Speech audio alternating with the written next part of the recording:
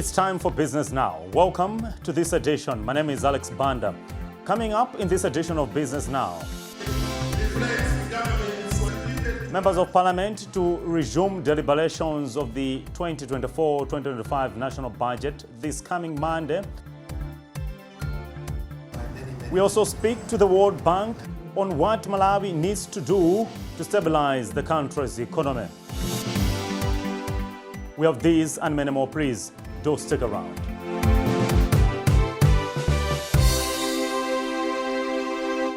Now let's get down to business. As the Malawi National Assembly is expected to reconvene beginning this Monday, 11th March, where lawmakers will deliberate the budgetary allocations. Well, the meeting will look into details of the allocation and pass vote by vote. In the just presented national budget, which is hovering around 6 trillion, Malawi Kwacha, Minister of Finance, Sixprex Banda, outlined several taxation changes. On Business Now, we have an expert, a tax expert, who weighs in on these new tax measures. I would like to commend the government for adjusting tax band from 100,000 to 150,000. That's very commendable. But I'm also worrying on the increase of importation of petroleum, such as diesel and petrol, from 20% to 25%. I'm scared because, when fuel is expensive, this will lead fuel to be expensive. When fuel is expensive, or when transport is expensive, will lead to many things to be expensive because there will be a need of transportation of goods and services from one place to another. First of all, let's look at the target that is being given to the MRA. 3-point-something trillion. There is an increase from last year. Government just want the money, and the source of the income of the government is taxes. So the government will do anything possible to make sure that they collect more money. How the government would collect more money and making people not be panic to pay those taxes? There are a lot of measures that the government will do. I would like to commend the government for implementing the mega farms. The mega farms will lead to people to invest, they will have production, they will be exporting, and at the end of the day, many people will be employed. When they're employed, people will be able to be paying taxes. And even if those people who are doing the mega farms, at the end of the day, they'll make profits, and those profits, they'll be able to pay taxes. So that's the way that the government will do. And they also need to consider the tax rates. The tax rates here in Malawi are so exorbitant, are so expensive. You know that those things are leading to many people not be paying many taxes, not be paying taxes. Because when the taxes are expensive, people will be evading taxes. So what the government will do is to flex those taxes so that many people should come in the tax net and they'll be able to collect more money.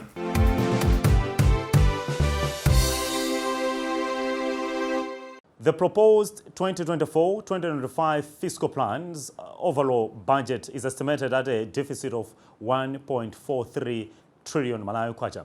In the just released Malawi Economic Monitor, 18th edition of the biannual report, the World Bank has challenged Malawi to address the macro-fiscal imbalances, particularly on the rising domestic debt and inflation. We speak to World Bank's country manager for Malawi, Rido, who said that the country needs to urgently work on these areas, the balance of payments, and stimulate agriculture-led growth. Let's hear from Rido, who is also speaking about the public finance management. The MAM is split into two parts. The first part looks at the macroeconomic picture that Malawi is in right now and asks that question: are we seeing any changes in the macroeconomic picture, particularly given the major reform efforts that were delivered at the end of last year? The country's moved on to an ECF program at the IMF. We've restarted budget support from the World Bank side. What are the impacts on daily lives for most Malawians? The second part of the story is about watersheds and the role that watersheds play in Malawi's economy for communities, but also for the wider economic picture. We have actually already seen an expansion in the safety net for Malawians.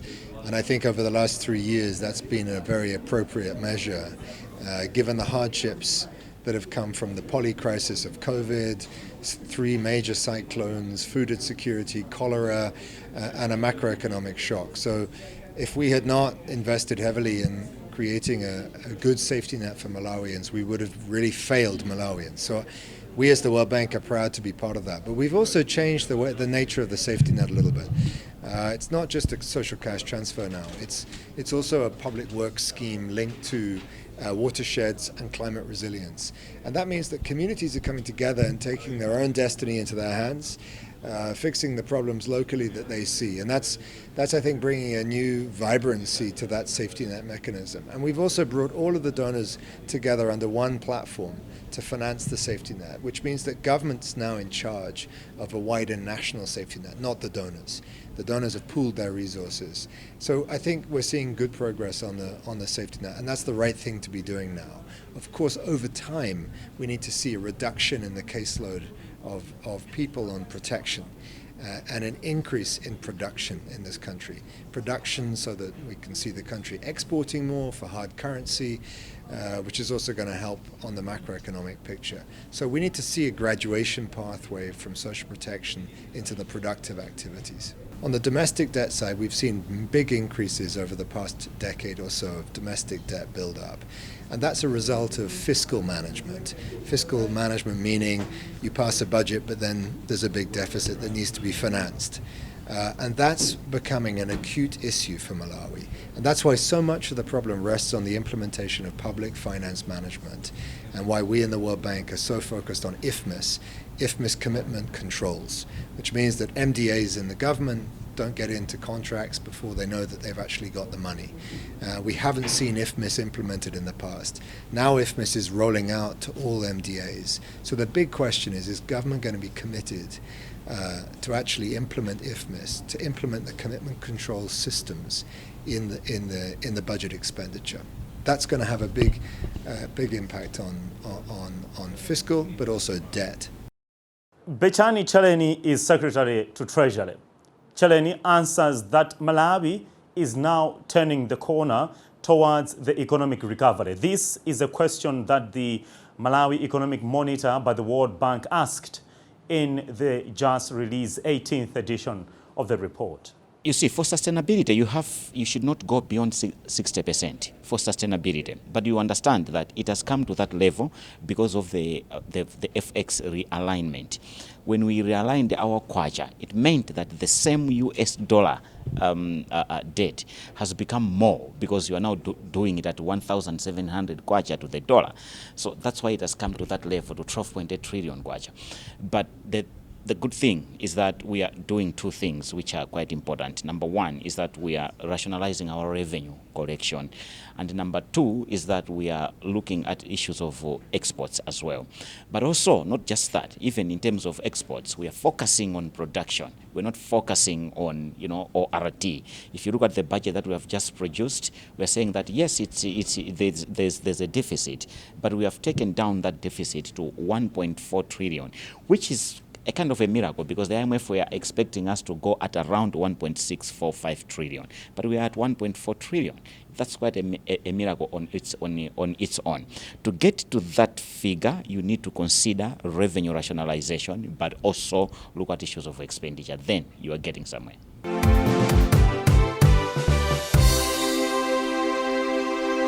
Well, this was in Blantyre. In Lilongwe, NBS Bank held a budget analysis of Simplex titular Banda's maiden budget. Let's hear the scrutiny of business captains and economic experts that gathered in the capital, Lilongwe.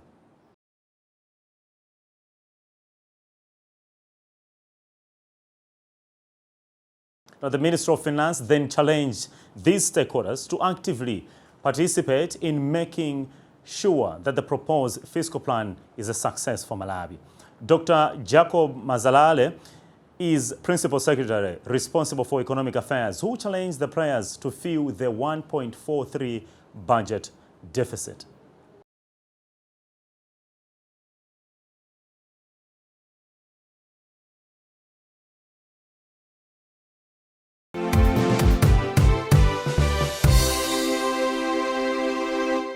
Talk about Malawi products and Buy Malawi strategy. Food manufacturer Universal Industries has taken a new approach to help achieve this business agenda. The company's head of commercial affairs, Masie Mazaza, challenges players in the value chain to also produce high-quality products that will help manufacturers produce good quality products that will then have Malawians yearn for more products produced locally. This exercise, we are calling it the Universal Traffic Jam Product Activation. Basically, we're trying to give a chance to the customers in traffic to taste the beautiful products that we make. We have a wide range of snacks, and today particularly we're giving out a product that we call manchitos, and then we also have a manche clanche that we give out. We also give out onion rings, and we also give out what we call cheese curls. These products are fairly new on the market, and also the packaging is export quality. Now, when customers are in the shops, in the key accounts particularly, ShopRite, Game, Chipiku, Sana, Hezekiah, when they look at these products, they think maybe they are from outside Malawi. So we want to just assure them that we in Malawi are capable of producing this kind of products, and we want them to have a sample. We are actually employing, I can say 98% of the people that work there are Malawians. We have permanent staff, which is a very huge workforce. Also, we have actually every day what we call casual laborers. They come in, they do piecework, and then they leave.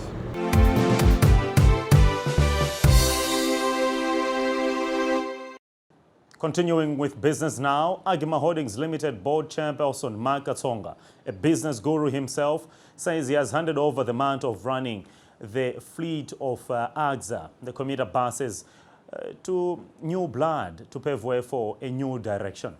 He has been managing the company for years now and says it's time for the new generation to manage the business. Katsonga spoke to Business Now as an offspring of AXA. Royal Coaches was unveiling 2 buses in Banda that is expected rather to take on the Malawi roads.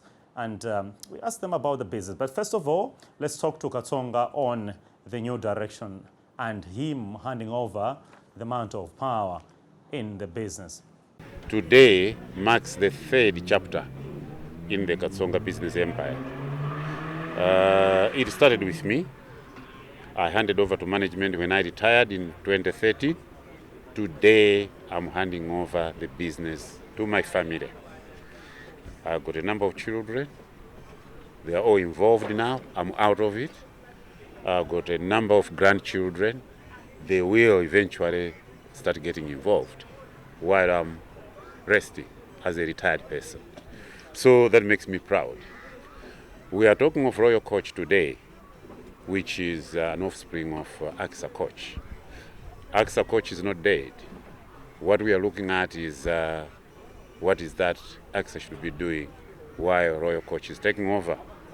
We are looking into the minibus operation. We know the way it's being operated. Yes, it's good enough, but we can improve. Like we improved the coach service. We are now saying, let's also improve the minibus operations. Details will be forthcoming. We have imported 1 minibus as a demonstration unit that we plan to make it a joint venture between us as investors and operators who will be independent people. We are also talking to the banks. We are also talking to MOAM so that we can work so hard. Other than importing already scrapped minibuses from Japan, we have to import brand new minibuses to ply on the roads of Malawi. So this demonstration unit will be all over the place. MOAM people have already looked at it. We have already started talking to Standard Bank and National Bank. We'll talk to all the banks. What we want is to empower the people of Malawi. They must get involved in running businesses. They must have the comfort, maximum comfort, anytime they are traveling anywhere. And that's the target now. While the Royal Coach will be plying as normal, as AXA has been doing over the 18 years. So we are proud of that. I am equally proud of this. As the mayor said, succession in Malawi and in Africa in family setting is not as common. You get amazed when you go to places like Europe and America. You'll be told we are the 4th generation, we are the 5th generation, we are the 6th generation of running this type of business. In Malawi, it's rare. Mostly people die with their businesses. That's very bad. Maybe that's why we don't grow economically. Isaac Zuze is a Royal Coaches Company director and speaks on the company's business strategy. Well, there are a lot of things that we've looked into, studied and understood. They say learn from your mistakes. They also say always progress and grow. So Royal Coach as an offspring has got an advantage because of the time that it is being established. We're embracing technology, we're young, we're innovative, and we understand the market. So we are starting with 2 buses deliberately. And if you can see the buses, they are 9-meter long. They are not the usual 12-meter long buses for economical reasons as well. It only takes 41 people, passengers, which means it will not be very difficult for you to fill. At the same time, with the technology we've put in place for online booking, we do believe that it will be very easy for people to get to booking their tickets. So we are only starting with 2 for now to allow the business to go through the stages of growth. So mid-year, we're looking into extending. Like I said earlier, we are looking into making these a household name as well, embracing culture in Malawi. The facilities that we have in this coach are free Wi-Fi. We've got a very cold fridge, a functioning air conditioning, comfort. So you have got reclining seats where you can comfortably recline and have a good sleep. The entertainment system that we have is modern because these buses are 2023 make. They're brand new. When they were coming here, 0 mileage. The only distance was from the port in Dar es Salaam to Malawi. I myself individually went there to collect them, so I know of the comfort. I know, and even people were surprised that I got here in time because we are working very closely with our suppliers, our manufacturers. They were here to study the roads. They understood. If you can look at the tires, they're smaller. If you can look at the design, it's compact. It's specially designed for the roads of Malawi.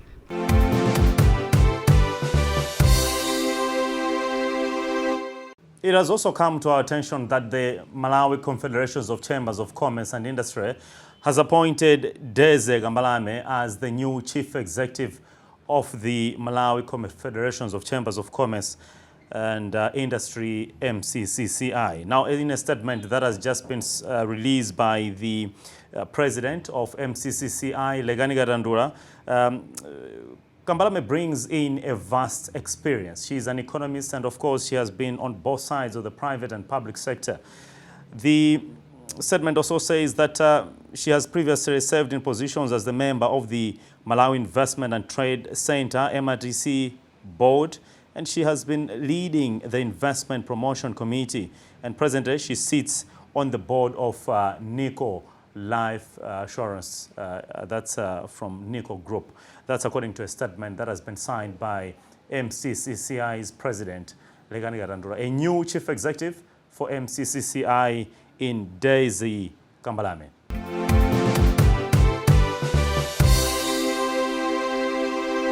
Well, this is where we have to say goodbye for now in this edition of Business Now.